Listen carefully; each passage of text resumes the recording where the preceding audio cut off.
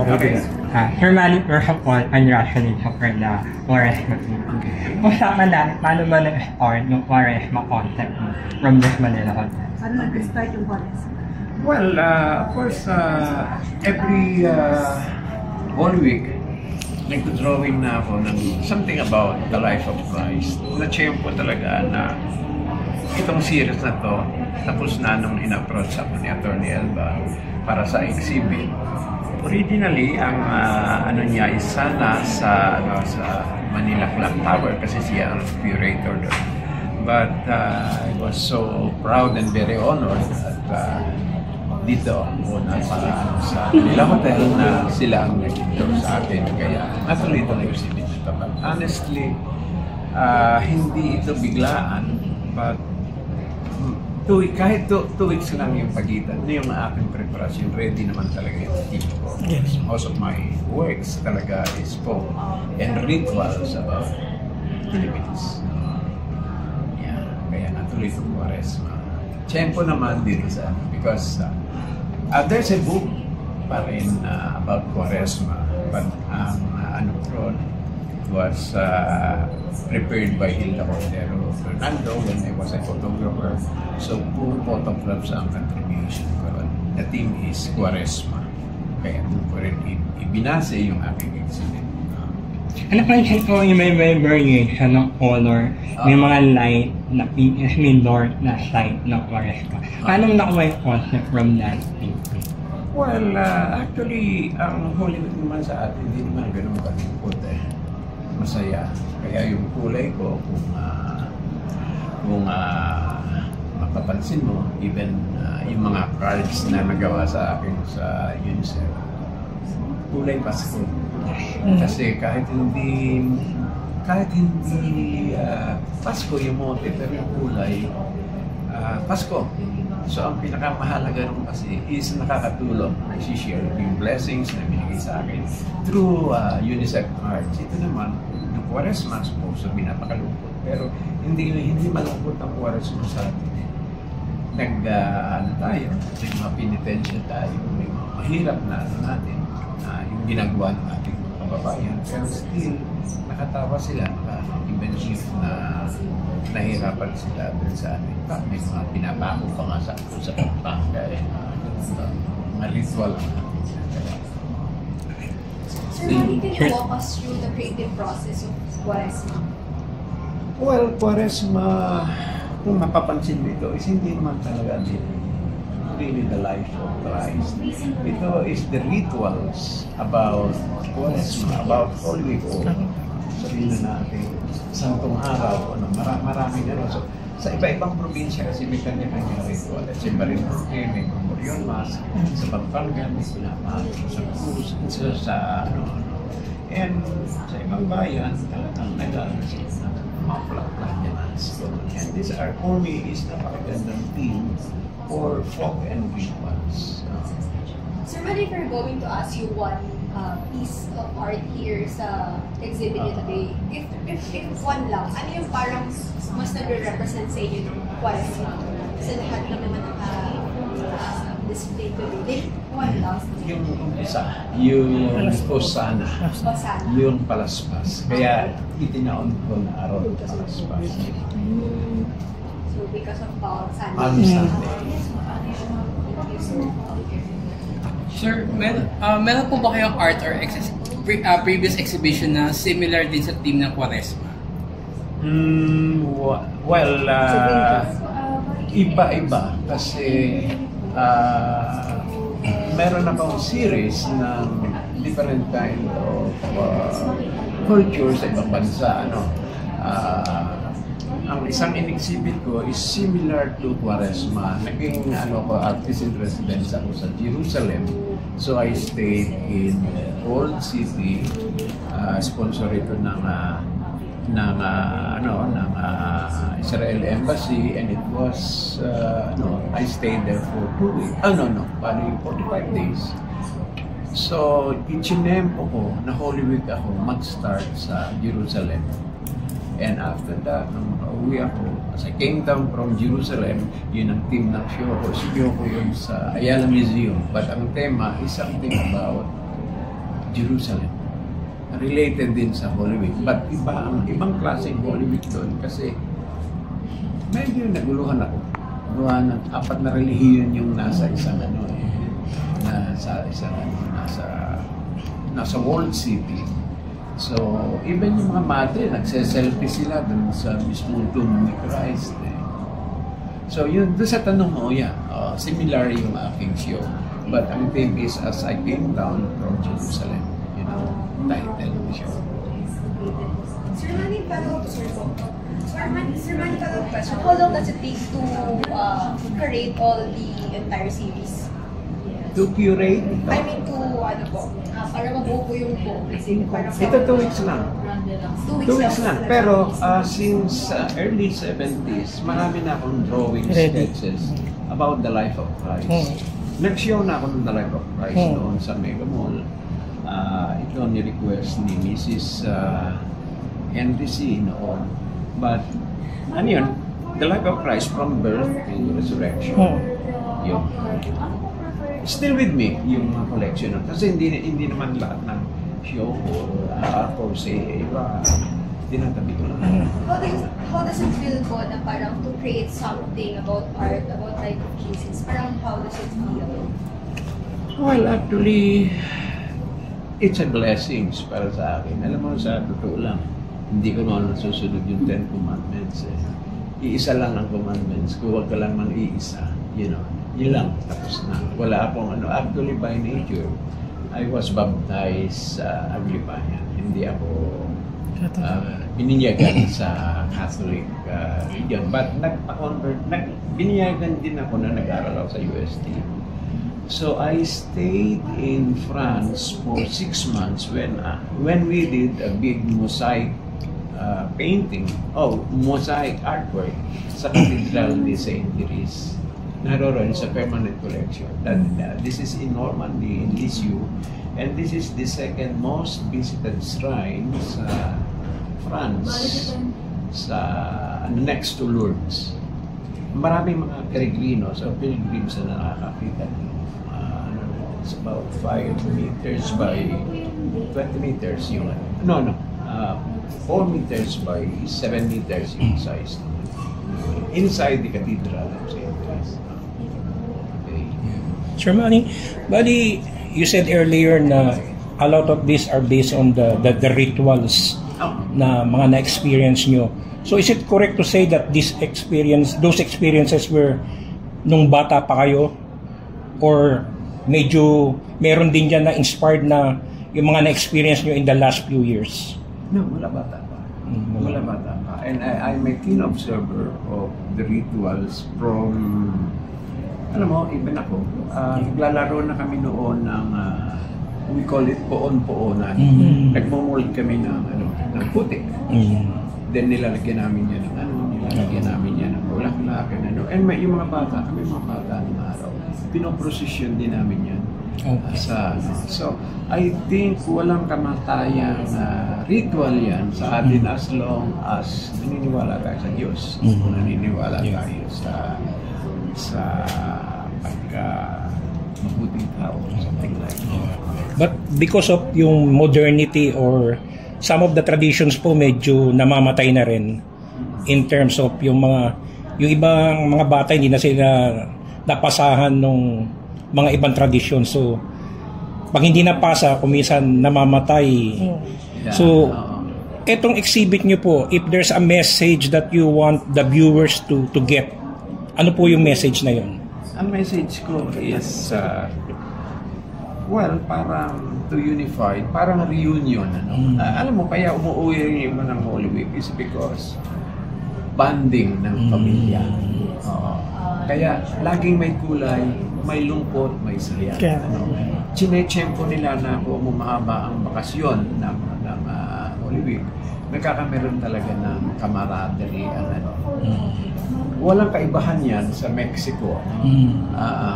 Merong naging art in residence din ako sa Mexico, yung El Dia de los Muertos. Pag All Saints Day, talagang umuwi ang mga Mexicano to be there in their homeland para makiano sa pamilya. Kaya isang banding yan ng pagka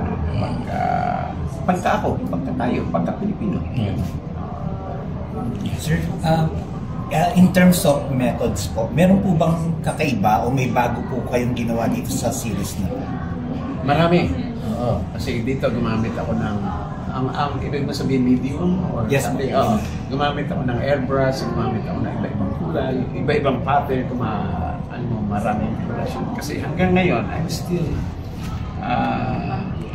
I'm still a student of different kinds of art. Not necessarily painting. Kung ako, makikita mo kung hindi masyado sa mga art gallery, kundi sa hardware. Naghahanap ako ng bagong gamit, lalo sa ihon, may mga ibang mga sa hardware na yun na pwede kong magamit sa paghahanap ng bagong medium. But yung yung subject kasi nasa sa puso mo na yun. Parang i-express mo na lang in different medium. Parang gusto mong matuto araw-araw. Parang yun ang maganda sa akin. Not necessarily painter ka o basta kailangan matuto ka araw-araw kasi sabihin na natin na maikli lang ang buhay. So you have to express, you have to give back yung blessings mo, i-share mo. Sabi mo. Yun ang kagandahan ng exhibit, yung hayag exhibit. Kasi hindi pera ang inaabot niya. Yung sharing. Sir, would you say na would you consider this na personal na panata na rin po personally? And para magiging tradition na rin po ba to paint something for the Holy Week or Quaresma? Well, maganda yung tanong mo. Actually, sabi ko nga sa'yo, every Holy Week, ang panata ko, nagdodrawing ako ng something about the life of Christ using just brush and ink. Ano lang ito? Tinta, itim, at saka handmade paper. Since I studied also a little bit of calligraphy, so parang ako bilis i-express nung parang I let myself hindi nagpipinta ako, hindi nagdo-drawing or nag-a-assess ng mga bagong technique in terms of black and white. Kasi lahat naman yan nag-start muna sa drawing. Kaya madali na magpinta pag na muna yung drawing. Black and white muna pa. Sir Manny, is it correct to say na mention nyo na rin na you are very inspired by the life of Christ? Kaya gusto nyo mag-drawing or gumawa ng art form tungkol sa buhay niya. So in non-religious terms for non-believers, what inspired? Merong something about tungkol kay Allah. Parang nabasa ko na paunti-unti yung pagbabasa ko yan. Alam mo, parang iba-ibang ilog yan. Na isang direksyon papunta rin sa dagat Yung bang hindi na ng religion yung hindi yung pagkatao mo, pagka ako.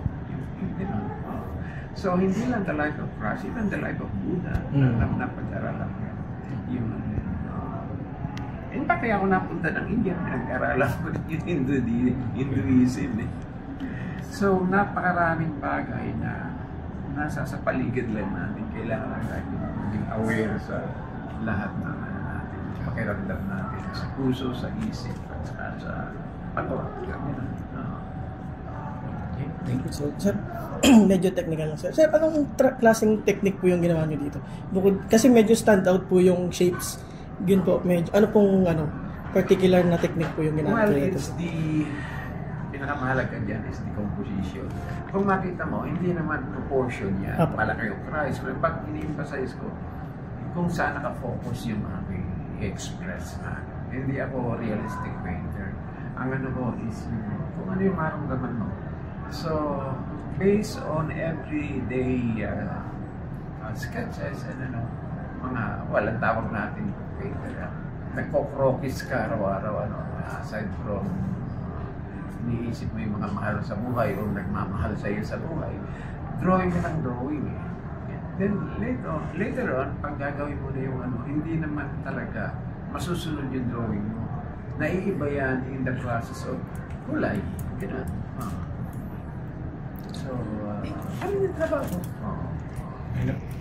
Sir, siguro po your advice to mga bagong artists natin ngayon, mga new generation of artists, lalo na yung mga nag-i-embrace na digital arts. Ano pong masasabi niyo po sa Well, alam mo yung digital art, kailangan pag-aralan din natin. You have to with the times. Adapt. You have to adapt. Kasi napakaraming imposible na nagagawa sa digital. Hindi naman ako biglang naging painter. After my schooling, nagtrabaho rin ako ng 6 na taon bilang hindi sa advertising agency, sa isang publications. I did cartooning, I did illustration, I did photography, I'm doing editorial cartoons, So, yung lahat na yun, pinagdaanan ko, mapasok ako na 8 to 5. Then, at the time, I had double life. Double life means nag-opisina ako and sa gabi, gumagawa ako ng sarili ko trabaho. And that's another life para sa akin. Ang umpisa ko is just black and white. Hindi ako nakakapagkulay sa gabi. Black and white lang. So, yung dalawang entry ko, dalawang entry na almost plywood size of pen and ink drawing, yun na naging grand prize ng 1972. And yun na naging passport ko bilang isang serious artist. Yun ganun. So, maraming stage na, sa publications ako natuto magbasa. Kasi pag nag-illustrate ka, binabasa mo yung article. And at the time, hindi digital Ang inabutan ko, yung tingga, baliktad. So nakakabasa ako noon ng baliktad. Yung tingga na may mga slugs. Mainit-init pa kasi galing yun sa letterpress at bago pa naging offset, bago pa naging letterpress, inaanak ko lang. Kaya maraming proseso. Sir Manny, one last na po, siguro to end everything. Meron po ba kayong dream as a, meron po kayong dream na gusto mong gawin or whatsoever? Parang ano po may minamanifest nyo? Marami akong panaginip. Ano po yung gusto nyo nakikita na envision na in the future?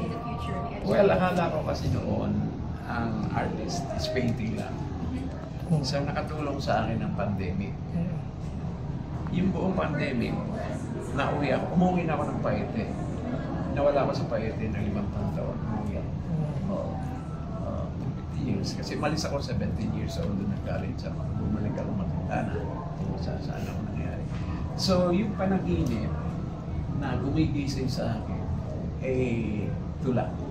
Tula.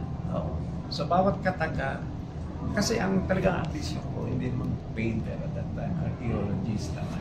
Pero archaeology, hindi para magbukay ng mga buto o kung ano, kundi language, Tagalog.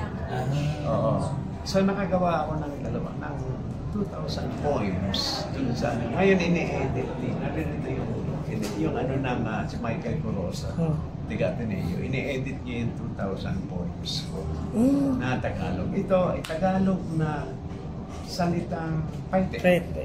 Hindi ito akadim na ano. Kaya naging kaibigan ko itong si Rio Almario kasi nakita niya yung pagsusulat ko based sa panaginip ko. Ibang klase kasi bawat probinsya may kanya-kanya punto o intonation, So, ginigising ako sa panaginip ko, isang kataga. So, kailangan isulat ko yun kasi pag hindi ko nalaman, nakalimutan mo. Ganun din ang painting. Ang painting kasi, blanco yung wall, nananaginip ka ron, puti sa puti. Ganun din ang sculpture na ginagalawan ko. I-dictate sa akin ng kahoy, yung hugis, kung ano ang babalik sa kanya. So lahat yan nag-uumpisa sa panaginip, sa tree, sa pag-asa, sa pira. Kasi nabuhay kami sa Paite, sa maliit lang bahay namin sa silong ng bahay. So nananaginip kami ron. Nag-uupig kami ron, hindi malaki ang bahay namin. Kaya nag-uupig kami o nagtatata. So lahat yun panaginip. Sino naman pong nais niyong pasalamatan sa event na to? Siyempre dahil napaka-successful dito sa Well, unang-una, I was really surprised at dito ako napabanda sa Manila Hotel. Wala akong kaalam-alam na dito ako makakapag-show. And actually, this is my third show yung year na to. Yung previous to this, may show ako sa Alliance Francaise. Noong ni-request ng ambassador na mag-open ako, mag-show ako sa Alliance Francaise tungkol sa France. On time doon sa pagbubukas ng Notre Dame na nasunog. So, nag-exhibit ako sa Alliance Francaise na hindi ko rin mapahindihan kasi ako yung naging artist in residence nga sa France. So, natuloy yun. Then ito nga sa Manila Hotel, really very honored and very proud na dito ako nakapag-exhibit kasi napaka-accommodating ng mga tao dito. Well, lahat halos ng hilingin ko because of Miss Attorney Elba Cruz. Siya talaga yung napaka-instrumental na. Actually, ang talaga schedule ko pa sa kanya is October sa Manila Clock Tower. This is something to do with Manila Kapulugan. So yun ang aming nauna ito. Mas maganda po. Mas gumanda ito kasi, alam mo, depende rin yan sa host mo. Let's say, dito sa Manila Hotel, mabuti na lang. Kaibigan ko yung chairman, na tiga Laguna rin. Tapos yung mga staff nila is very accommodating sa lahat ng room pick-up. Ngayon lang, pinick up yung painting ko na nakatupsedo yung mga pick up. First time ba, Sir Man? Mga naka-uniform na ganyan. Ibang level pala. Iba, mataas yung level na gano'n. Pero alam mo, secretary, kailangan honest ka sa sarili. I mean, anything about that. Basta, yun lang sa tao. Sir, last na lang po. Pa-invite na lang po na to visit your exhibit sa Manila Hotel. Well, inaanyayahan ko ang lahat ng Pilipino. Well, hindi lang Pilipino kasi dito may mga tumating na kaibigan ko sa ibang bansa na mabalita ang naririto ako. At saka, akala nila nasa nasa probinsya talaga, which is true. Sana'y ma-attend sila, makita nila yung ganda ng ating arts and culture. Ang isang namin, plano at saka wish talaga is ang arts and culture maging isang parang hindi lang bureau, kundi parang talaga, parang department talaga. Kasi napakalaki ng napakalaki ng antas ng art. Ang art kasi, o arts and culture, walang border. Walang yan. Hindi yan namimili. Lahat ng bayan, lahat ng bansa, may kanya-kanyang art yan. And kaya tayo magkakaintindihan tayo without words, only dun sa mga expression na katulad nito mga painting na ganyan. Yeah. Thank you very much. Isa lang, radio. Alam mo na, tagawin natin. 1, 2, 3. Ano man sinasabi? Ihom Radio. Ihom Radio, yan ang Pilipino. Thank you.